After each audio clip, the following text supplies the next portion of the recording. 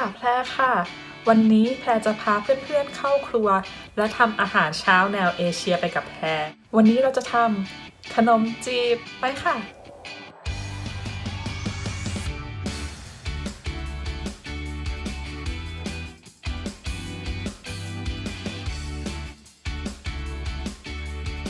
แรกเริ่มนะคะแล้วก็จะใส่หมูสับจากนั้นเราจะเอากุ้ง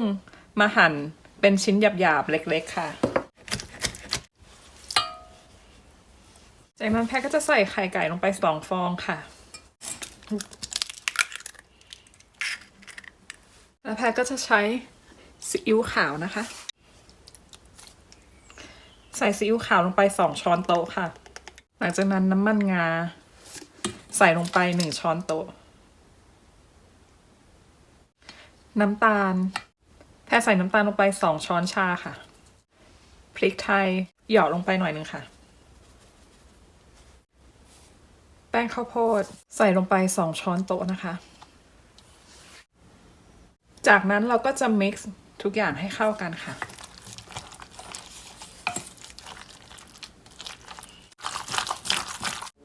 นวดไปสักประมาณ5 นาทีนะคะเพื่อให้ส่วนผสมเข้ากัน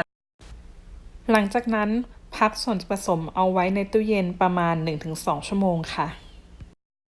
ค่ะสำหรับวิธีการนึ่งนะคะถ้าใครไม่มีหม้อซึ้งสำหรับนึ่งก็ไม่ต้องกังวลอะไรไปเพราะอย่างแพรไม่มีแพรก็จะใช้กระทะใบใหญ่ๆนะคะใส่น้ำแล้วแพรก็จะใช้ภาชนะที่ทนความร้อนแบบนี้นะคะที่สามารถใส่ลงไปได้พอดีแล้วก็กระทะนะคะจำเป็นที่จะต้องมีฝาครอบที่สามารถครอบเขาได้อย่างมิดชิดนะคะอีกสิ่งหนึ่งที่ถ้าไม่อยากให้ขนมจีบของเราติดกับภาชนะที่เราใส่แล้วก็แพ็คก็จะมีกระดาษเบกกิ้งชีทเอาไว้รองข้างใต้ตูดนะคะเริ่มวิธีการห่อขนมจีบแพ็คก็จะเอากระดาษเบกกิ้งชีทที่เรามีวางลงไปในภาชนะที่เราจะใช้นึ่งเสร็จแล้วจะเอาน้ำมันงาทาลงไปบนกระดาษหรือถ้าจะไม่ใช้น้ำมันงาก็ใช้น้ำมันพืชปกติทาได้ไม่มีปัญหาเลยวิธีการห่อเราก็จะใช้ช้อนชาอย่างเงี้ยนะคะแล้วก็เอาแป้งขนมจีบวางลงไปบนมือเราแบบนี้จากขนมจีบขึ้นมาประมาณเท่านี้ค่ะแล้วก็วางลงไปแล้วก็ยัดเขาลงไปในมืออย่างนี้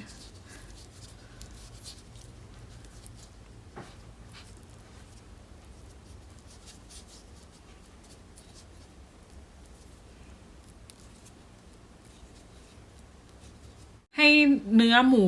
มันอยู่ด้านบนขอบของแป้งเกี๊ยวเรานะคะเพื่อที่จะไม่ให้ตรงขอบแป้งเกี๊ยวมัน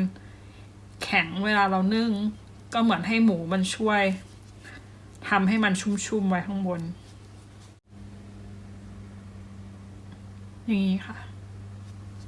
แล้วก็วางลงไปบนกระดาษ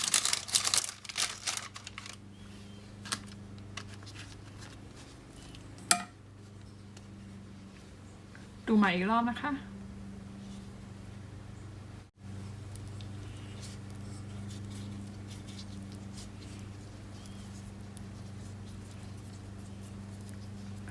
ยัดลงไปแล้วก็เหมือนใช้นิ้วช่วยตะล่อม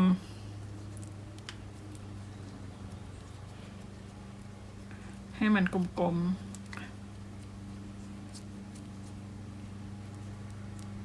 อันนี้ก็คือวิธีที่แพรทำนะระหว่างที่เรากำลังห่อขนมจีบ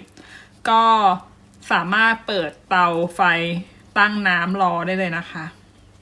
เราทำขนมจีบได้1 วงใหญ่ๆอย่างนี้แล้วนะคะเราก็จะทาน้ำมันไปรอบๆด้านในของ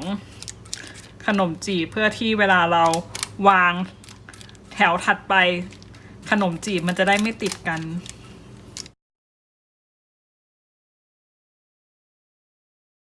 ก่อนที่เราจะนึ่งเราก็จะเอาน้ำมันงาทาด้านบนขนมจีบอีกครั้งหนึ่งเพื่อให้กลิ่นเขาหอม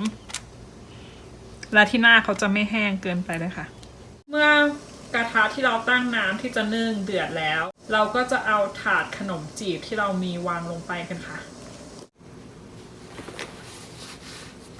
แล้วเราก็จะปิดฝานึ่งเขาไว้ประมาณ15 นาที